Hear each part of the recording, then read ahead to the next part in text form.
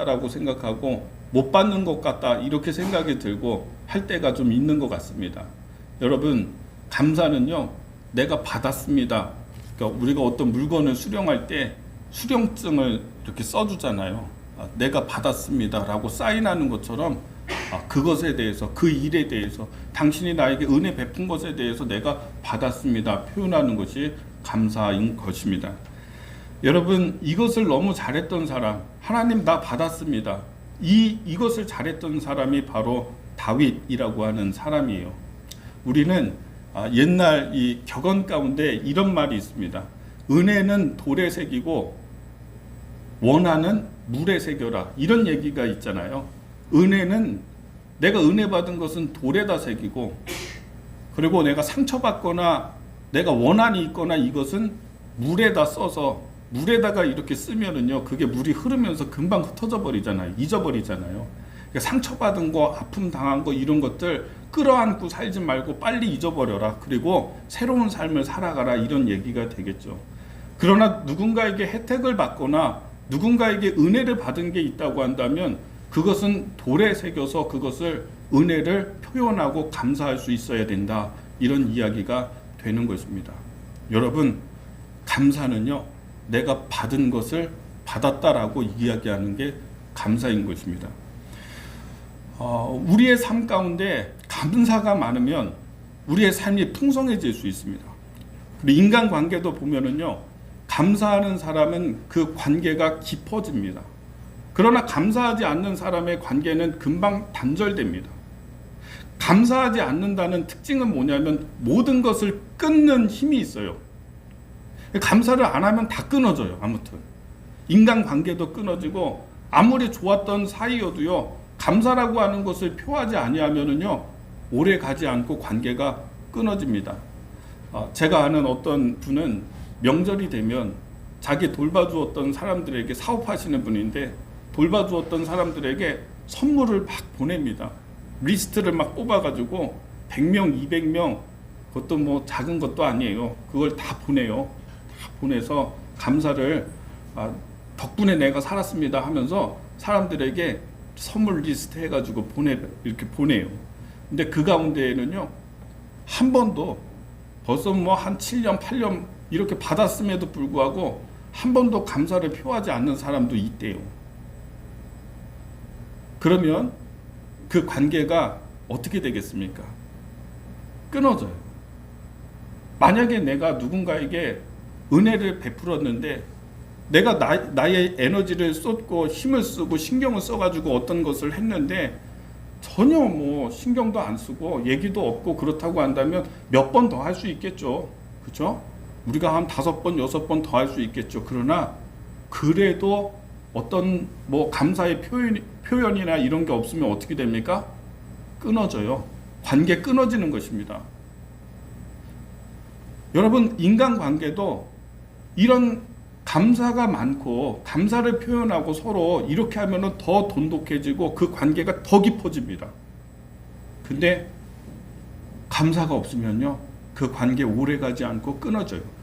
혈연 관계도, 심지어는 가족 간에도 감사가 없으면요, 가족 안 모입니다. 마음 쓰고 힘 쓰고 신경 쓰고 은혜 베풀고 했는데 감사의 표현이 없으면요, 잘 안 모이고 끊어져요. 감사를 안 하는 거는 어떤 힘이 있냐면 모든 관계를 끊는 능력이 있어요. 다 끊어버려요. 아무튼. 그래서 우리의 삶에 보면은 감사가 많은 사람은 삶을 다양한 사람들과 이 관계가 풍성해요. 근데 감사가 없는 사람들은 어떻게 하냐면 굉장히 위축되고 축소되는 것을 우리가 보게 되는 것입니다. 하나님께 대해서도 똑같습니다. 하나님께도 감사함이 많은 사람, 우리의 마음에 감사한 마음이 돼가지고, 저는 이런 걸 보면서 어떤 분은 정말 사는 게 힘들거든요. 경제적으로도 힘들거든요. 모든 상황에서 볼 때도 뭐 감사할 수 있는 여건을 찾기가 어려운데도 불구하고 늘 하나님 감사합니다. 감사합니다. 나 오늘 이렇게 교회 나올 수 있게 된 것 감사합니다. 시간이 허락된 것 감사합니다. 감사가 끊임없이 있는 사람이 있다라고 하는 것입니다. 이럴 때 어떤 현상이 있냐면 하나님과 우리들 인간의 관계도 깊어지게 되고 견고해지게 되고요. 그 관계가 돈독해지게 되는 거예요. 그래서 여러분 기도하게 되고 여러분의 소망을 하나님께 아뢰게 되는 것을 하나님이 들으시고 우리에게 복을 주시는 것입니다. 축복하시는 것입니다. 자, 여러분 지난주에 드렸던 말씀이 오늘이 맥주절인데요. 이스라엘이 지켜야 되는 절기가 세 가지가 있다고 했습니다. 첫 번째는 유월절이고 두 번째는 칠칠절이고 맥주절이고 세 번째는 초막절이라고 하는 추수감사절입니다. 1년에 3번은 꼭 이 절기를 지켜라 라고 하나님께서 말씀하신 것은 너희들의 삶 가운데 감사를 표현하는 것이 감사가 많아야지 내가 너희를 축복할 수 있기 때문이다 라고 하는 뜻이 있다라고 하는 것입니다. 어버이날이 있어서 저는 사실 이 어버이날이 어떨 때는 약간 이제 그 가정 행사들이 있어서 어린이날 같이 있죠. 어버이날 있죠. 그 다음에 스승의 날 있죠. 가정 행사가 많다가 보니까 어떨 때는 이거 부담스럽다. 이게 저희가 이제 아이들 키우고 있고 그러니까 그런 생각이 들 때도 있었던 것 같아요. 근데 여러분 어버이날이 있어서 참 좋은 거예요. 소중한 거예요. 불효자라도 그날에는 부모님에게 사랑을 표현하고 그날에는 부모님에게 감사를 표하고 지나갈 수 있으니까 얼마나 좋습니까? 명절이 마찬가지죠. 사람들에게 은혜를 받았다라고 표현할 수 있는 시간이 있으니까 기회가 있으니까 명절이 좋은 것입니다. 여러분 하나님께서도 백성들에게 하나님 앞에 감사를 표현할 수 있는 3가지의 절기를 줘가지고 꼭 너희의 입술에서 감사를 말하고 지나가라 이렇게 하신 것입니다. 그럴 때 하나님께서 그 관계가 돈독해지고 깊어지게 되면서 우리의 삶을 복주시고 은혜 주실 수 있다라고 하는 것이죠. 저는 오늘 한 사람에 대해서 소개를 하고자 합니다. 제가 한 가지 말씀 더 드리면 여러분 은혜를 받는 것보다도요 더 중요한 게 있습니다. 우리는 늘 하나님께 은혜를 구하고 축복을 구하지만 은혜를 받는 것보다도 더 중요한 게 있습니다. 그것은 뭐냐면 은혜를 간직하는 사람이 되는 것입니다. 우리는 축복을 구하지만은 은혜를 간직하지 않을 때가 너무나 많습니다. 경제 세계 대공황이 있을 때 미국의 보스턴에 스트로사라고 하는 청년이 있었습니다. 1920년대 이때 이야기예요. 이 스트로사라고 하는 청년이 아이디어가 있고 비전이 있고 근데 돈이 없어요. 자기가 보스턴의 메인 스트릿에 상점을 내고 사업을 시작하고 싶은데 돈이 없는 겁니다. 그래서 그 지역에서 유지라고 하는 발튼이라고 하는 그 부동산 업자를 찾아갔습니다.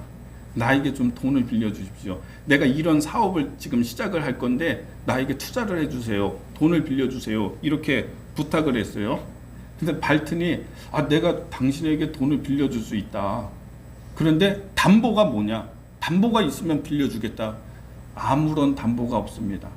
저는 아무것도 없습니다. 그러면 빌려줄 수 없다. 돌아가라. 이렇게 돌려보냈어요. 근데 그날 저녁에 이 발튼이 저녁 식사를 하다가 이런 생각이 들었어요. 내가 땅에도 돈을 투자하고 내가 건물에도 돈을 투자하는데 내가 왜 사람한테는 돈을 투자하지 못하나? 이런 생각이 든 거예요. 오늘 그 젊은이가 생각이 나면서. 그래서 그 다음날 스토로사를 불러서 이제 이야기를 합니다. 내가 자네에게 투자를 하겠다. 자네의 열정에 투자하고 아이디어에 투자하겠다 하면서 그때 돈으로 2,000불을 빌려줬대요. 엄청나죠? 지금으로 아마 환산하면 10억 정도 아마 되지 않을까 싶어요. 담보도 없이 그 사람의 열정만 보고서 돈을 빌려줬어요.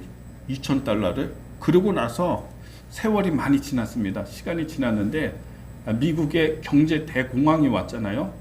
그러면서 큰 기업들도 다 도산하고 다 무너지고 파산하는데 이때 발튼의 사업도 파산을 하게 되는 겁니다.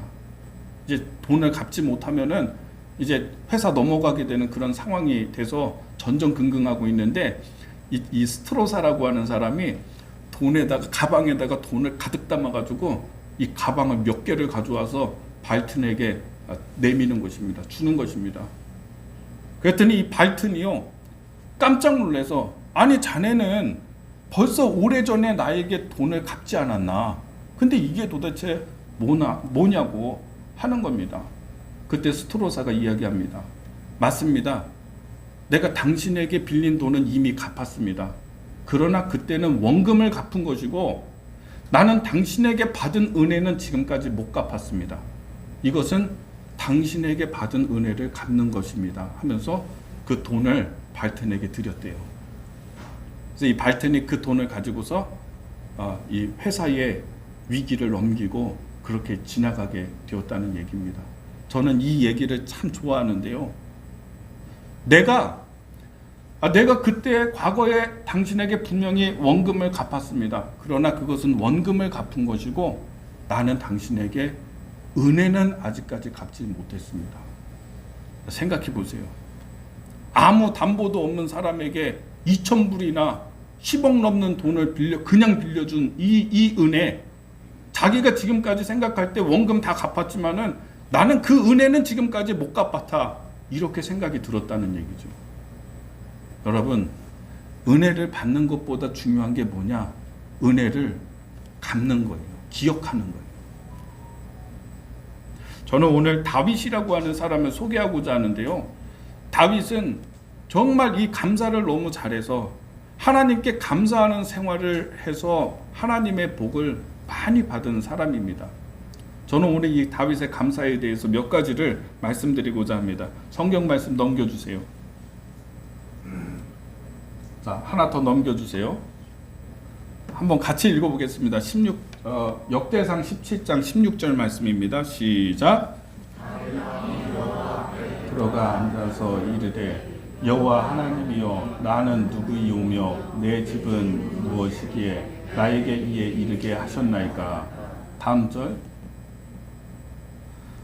같이 하겠습니다. 시작. 하나님이여, 주께서 이것을 오히려 작게 여기시고 또 종의 집에 대하여 먼 장래까지 말씀하셨사오니 여호와 하나님이여, 나를 존귀한 자들 같이 여기셨나이다. 아멘. 자, 이 오늘 성경의 본문의 말씀은 어떤 배경이냐면 다윗이 이스라엘의 통일 왕국의 왕이 되었습니다. 근데 왕이 되고 오래도록 고생하다가 결국 이스라엘 통일 왕국의 왕이 됐는데 제일 먼저 한 일이 뭐냐면 하나님의 법궤를 모셔오는 일을 했다라고 하는 것이에요. 그 하나님의 법궤가 블레셋 사람들에게 빼앗겨서 블레셋 땅에 있다가 이스라엘 땅으로 왔는데 아미나답이라고 하는 사람의 집에 또 있다가 또 그것이 오베데돔의 사람에게 또 거기 있다가 이런 식으로 하나님의 법궤가 뭐 짐짝도 아닌데 여기 갔다가 저기 갔다가 이렇게 버려진 채로 있었거든요. 그 다윗이 통일 왕국의 왕되고 제일 먼저 한 게 그 하나님의 법궤를 모셔오는 일을 했다라고 하는 것입니다. 자, 보세요. 한 나라의 왕되면 할 일이 얼마나 많습니까? 나라를 정비하는 일을 해야 되고 군대도 재편해야 되고 지금 대통령 인수위원회가 여러 가지 막 일들을 준비하고 하지 않습니까?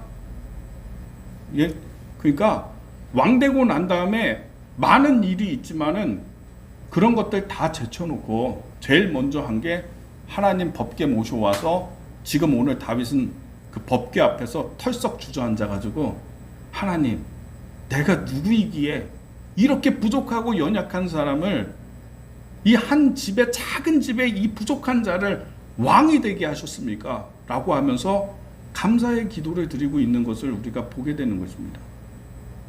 다윗은요, 하나님께서 주신 은혜에 대해서 기억하는 사람이었고 그것을 간직하는 사람이었고 그것을 행동하는 사람이었다라고 하는 것입니다. 저는 오늘 우리 모든 성도님들이 하나님과의 관계에 있어서 다윗과 같이 기억할 수 있는 사람, 그것을 간직할 수 있는 사람이 되기를 예수님의 이름으로 축복합니다. 자, 우리 다음에 말씀 성경 구절을 주시죠. 자, 사무엘하 9장 1절 말씀인데요. 우리 같이 한 목소리로 읽어보겠습니다. 시작. 이르되 사울의 집에 아직 남은 사람이 있느냐? 내가 요나단으로 말미암아 그 사람에게 은총을 베풀리라 하니라. 네, 저를 보십시오. 두 번째는요, 우리가 하나님께 받은 은혜를 간직하는 것도 중요해요. 그것이 제일 중요한 것인데, 또한 중요한 게 뭐냐면 사람에게 받은 은혜를 간직할 수 있어야 돼요. 어떤 사람은 하나님께만 잘하면 된다.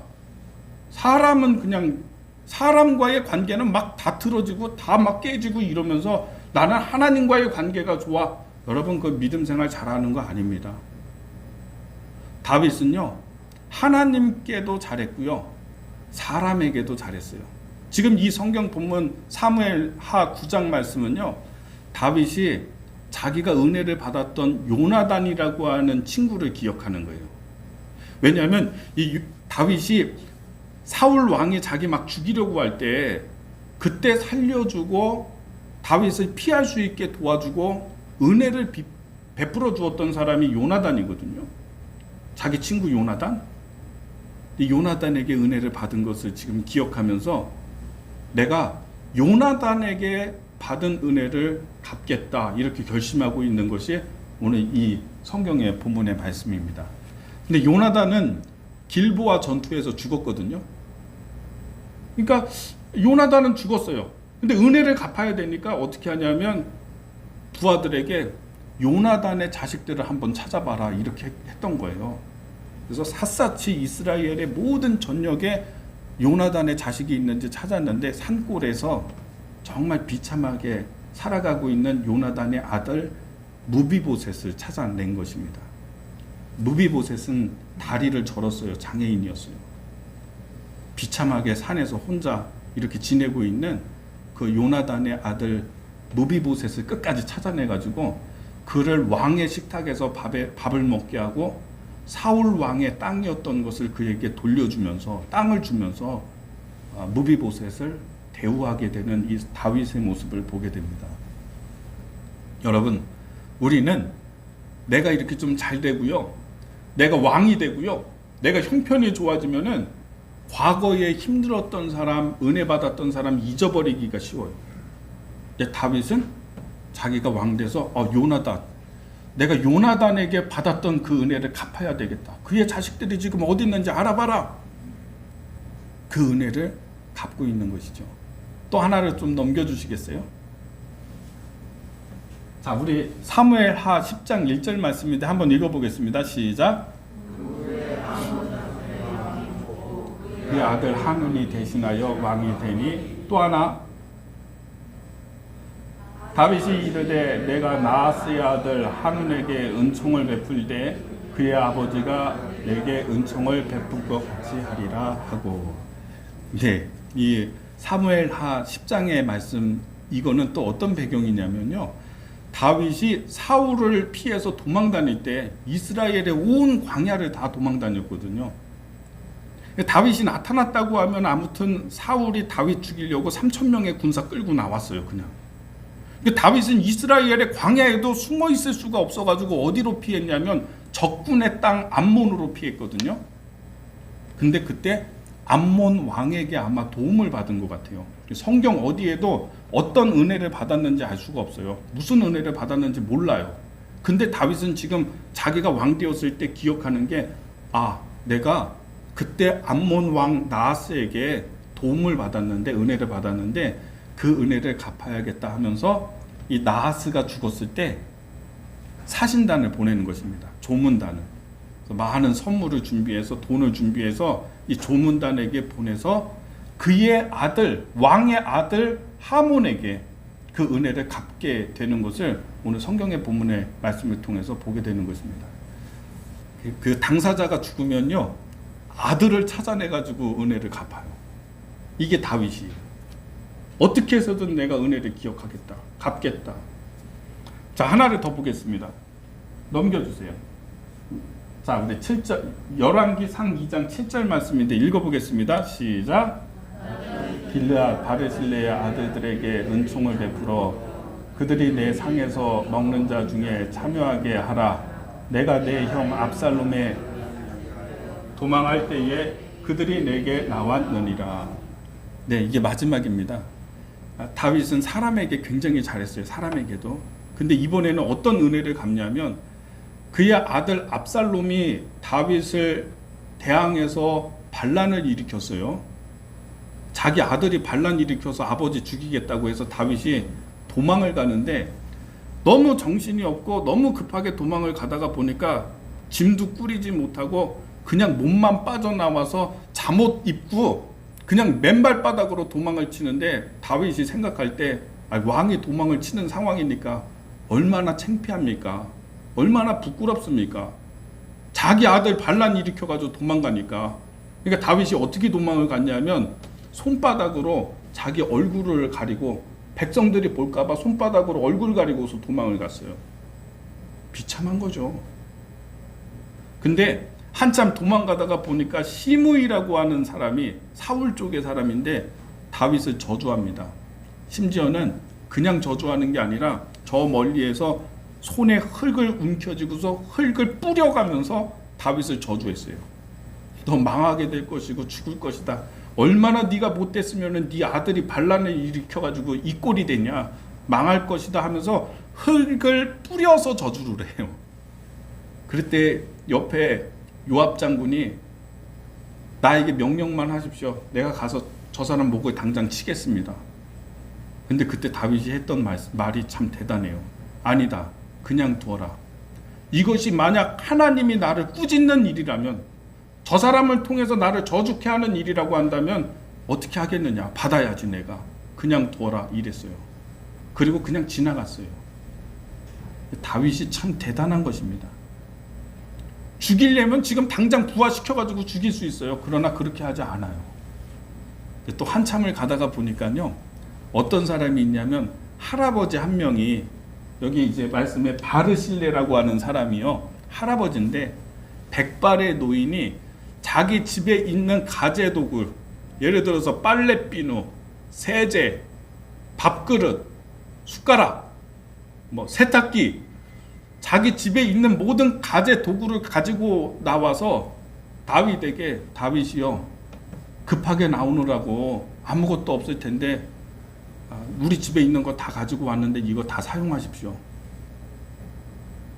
지금 당장 필요한 대로 다 쓰십시오. 그리고 왕의 나라는 반드시 왕이 되찾을 것입니다. 승리하게 될 것입니다. 이러면서 다윗을 위로하고 다윗을 도와줬어요. 근데 지금 다윗이 이 열왕기상 2장은요, 다윗이 죽기 직전에 자기 아들 솔로몬에게 유언하면서 하는 이야기입니다. 무슨 얘기를 하냐면, 너 그 바르실레가 나를 도와주고 자기 가재도구 다 가지고 와가지고 나에게 드리면서 왕의 나라를 다시 되찾게 될 것입니다 했는데, 너무 감사하니까 나는 지금 죽지만 너의 때에도 그 바르실레의 아들들을 기억하라. 그들이 왕의 식탁에서 밥을 먹게 하고 그들을 항상 배려하고 중용하라. 이 얘기하고 다윗은 죽었어요. 물론 이전에도 다윗은 바르실레에게 갚을 거 다 갚았어요. 그러나 생각해보니까, 죽기 전에 생각해보니까 바르실레가 너무 고마운 거야. 어떤 사람은 쫓아오면서 흙 뿌려가면서 저주하는 사람이 있었는데, 또 어떤 사람은 자기 집에 있는 모든 것 싸가지고 와가지고 왕이시여 받으소서, 다시 되찾게 될 것입니다. 이렇게 얘기했던 바르실레. 죽는 순간까지 그를 기억하고 솔로몬에게 부탁하는 것입니다. 그들에게 은혜를 베풀어줘라. 자, 보십시오. 다윗은요, 하나님께도 은혜를 기억하는 사람이었고 사람에게 받은 은혜도 기억하는 사람이었어요. 우리가 우리의 관계가 행복하고 우리의 삶이 행복하려면 어떻게 돼야 되냐면, 하나님과의 관계도 잘 돼야 되고요, 이웃들과의 관계도 잘 돼야 돼요. 그래야지 우리가 형통할 수 있어요. 여러분, 만약에요, 여러분이 어떤 어려운 일을 당하게 되잖아요. 그러면 내가 참 어려운 일을 당했는데 주변에 사람들이 다 떠나갔어. 막 너무 힘들어. 그래서 하나님께 기도를 합니다. 하나님, 나 도와주세요. 나에게 역사해 주세요. 나를 좀 도와주세요. 기도하면 하나님이 들으시고서 우리를 도와주려고 하는데 하나님이 우리를 도울 때 어떻게 돕냐면 사람을 통해서 도와줘요. 사람을 통해서. 우리 주변에 있는 사람을 사용하세요. 근데 하나님이 도와주려고 역사해 주려고 하는데 찾는데 보니까 이 사람은 자기 주변에 사람이 하나도 없어. 그럼 어떻게 해요? 징검다리입니다. 징검다리. 제가 어렸을 때 냇가가 비가 많이 오고 그러면 냇가가 있는데 그 냇가를 건널 때 이 바위나 이런 돌들이 중간중간에 있어서 그 징검다리를 딛고서 냇가를 건넜거든요. 근데 하나님이 우리를 도와주려고 하는데 보니까 징검다리가 하나도 없어. 주변에 사람이 없어. 그러면 먼저는 징검다리를 놔야 될 거 아니에요.